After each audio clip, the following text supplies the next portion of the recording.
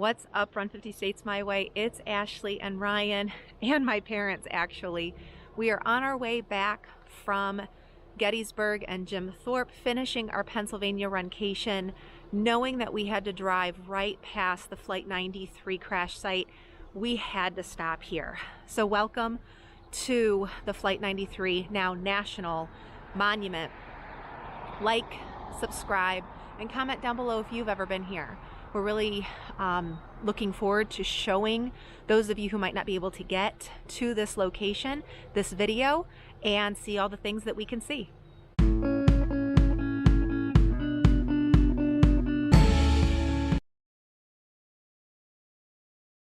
When we were at the bed and breakfast this morning, we talked with a couple when we told them that we were going from Gettysburg to the Flight 93 Memorial National Park.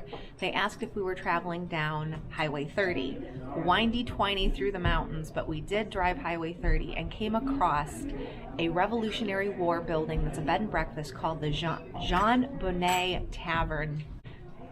The meal so far is delicious. My mom and I got the French dip, which is prime rib and sweet potato fries. Ryan and my father got the bison burgers, which is a locally sourced bison, but this French dip with caramelized onions and au jus. This is delicious. There he is. And the sweet potato fries are served with a caramel dipping sauce. How decadent is that? Very good.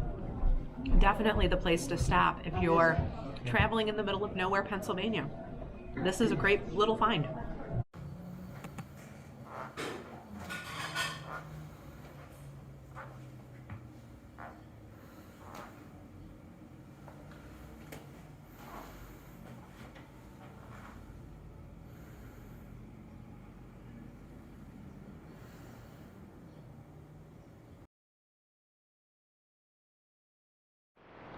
Never miss an opportunity. We are leaving the Jean Bonnet Tavern right off of Highway 80. Delicious place to eat, amazing place to stay, and it is right on our way to the Flight 93 Memorial. And rumor has it, and they showed us the book, it is haunted. So if you're in this part of rural Pennsylvania, this is a must stop. Check it out, maybe stay here, but definitely eat here. Our first stop at the Flight 93 monument is called the Tower of Voices. So this monument is 93 feet tall. It is a musical instrument. The Tower of Voices marks the gateway to and from this expansive living memorial landscape.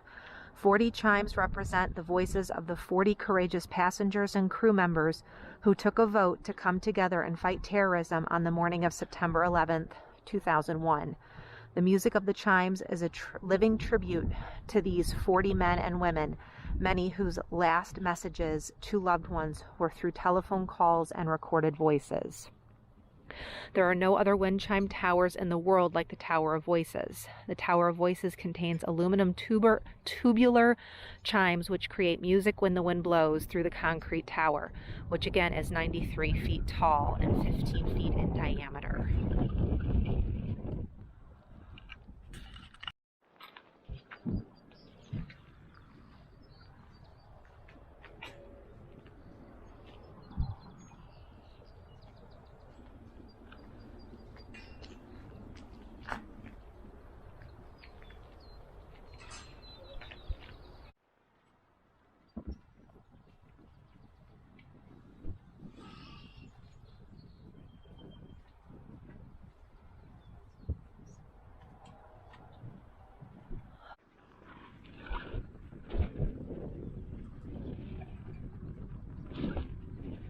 So some wayfinding, flight path. We are parked at the visitor center here. There is a walking trail that follows the flight path to here. Memorial Plaza, which we're going to drive to in a second because of my mom's mobility. This is the actual crash site here. We already went to the Tower of Voices. Number 7 is the Western Overlook. There's a wetlands bridge that's here. And then the walkway, which is a 1.7 mile walkway along the edge of the Memorial Groves to the Memorial Plaza and crash site. That's right here. This complex here is the visitor center, and that's where we're going to be going first.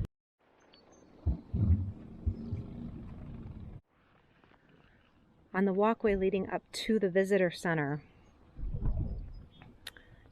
a timeline chronicling the events, 8:46 and 30 seconds a.m. American Airlines Flight 11.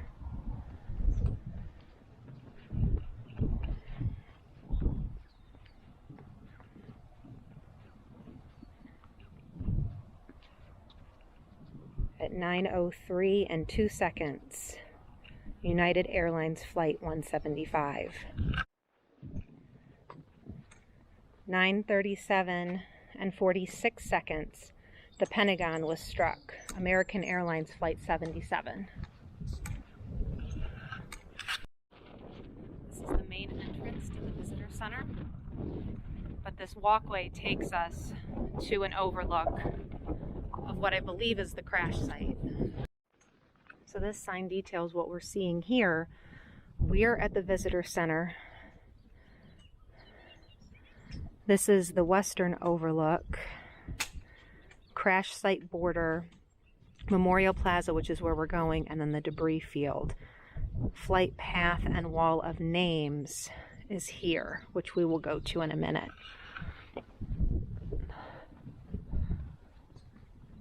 It is really and truly a field in the middle of the mountains.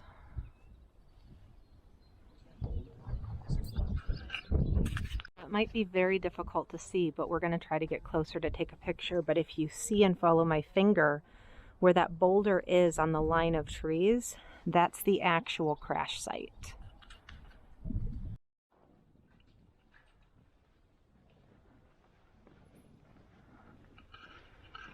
Heading into the visitor center to get another stamp in our passport. Another stamp in our passport at the Flight 93 Memorial.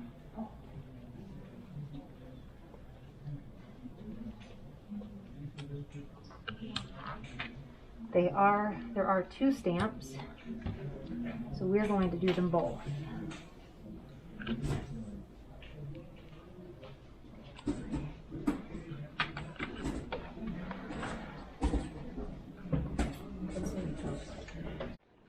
Inside the visitor center is a very small gift shop that sells some of the documentaries and books and other national park items, but very specific to Flight 93 and 9/11. I highly recommend stopping in the visitor center for the museum portion. Unfortunately, we weren't allowed to do any video or photography.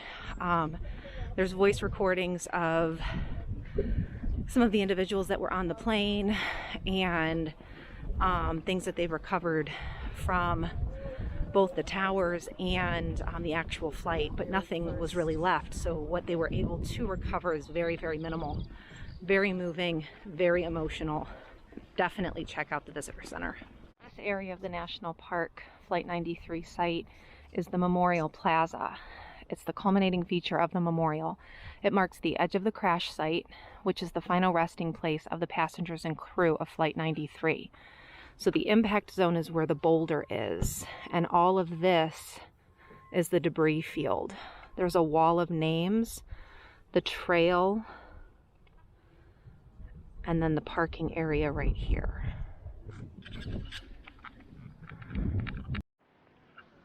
The flight left Newark, New Jersey, flew, turned at Cleveland, and then headed toward Washington, D.C., which was 20 minutes of flying time from the Capitol crash site before it went down. The attention to detail of this memorial is just so incredibly moving. We just learned that this walkway is the flight path, to kind of show as it's going into the nosedive. And the visitor center, which we just came from, is up there. But we're heading to the debris field. The boulder right here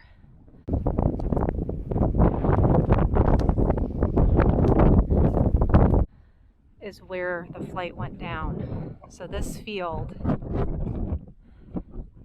is the actual crash site.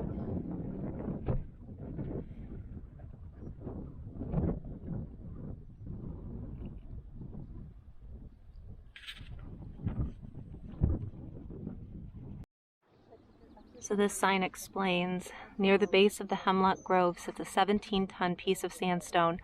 This visual reference for the Flight 93 crash site was relocated from south of the Tower of Voices.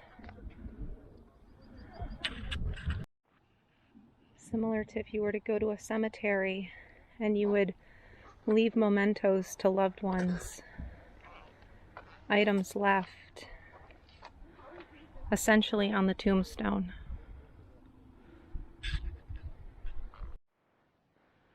The wall of names, and again with marks and mementos and flowers left from friends or loved ones.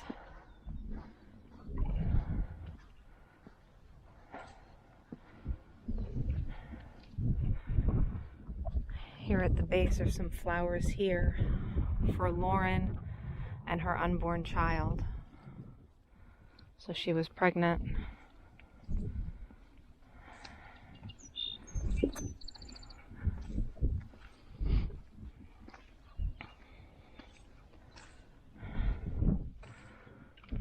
Flowers for these two women here.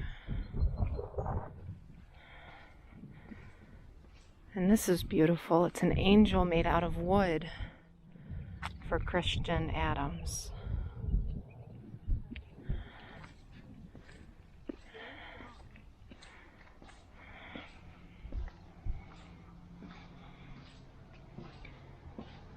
And again, the gate to the boulder and the crash site. So this is the path that the plane took in its nosedive.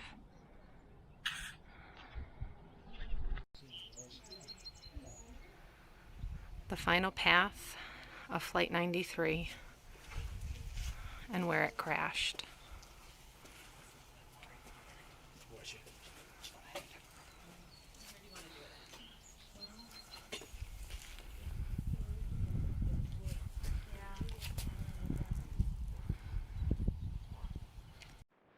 So I was slightly incorrect. The pathway here leading up to the Wall of Names is not the flight path. It's actually the granite walkway that I showed with the dates up at the top of the visitor center, which lines up with the Wall of Names, which then lines up with the boulder. That's the flight path. For those who want to know the distance from the parking lot to the Wall of Names, it's a 1/4 mile there and a 1/4 mile back, so it's a 1/2 mile round trip. If you have mobility issues, they do have 2 wheelchairs at a little area where you can assist the individual to getting to the location. Well, Run 50 States My Way, this concludes our Pennsylvania road trip runcation. We finished at a place of remembrance, a solemn place, the Flight 93 National Park Memorial. I highly recommend a stop here. It is in very, very rural Pennsylvania in the Allegheny Mountains, but definitely, definitely worth a stop. With that, we ask that you like, subscribe, and comment down below, and we're off to our next adventure.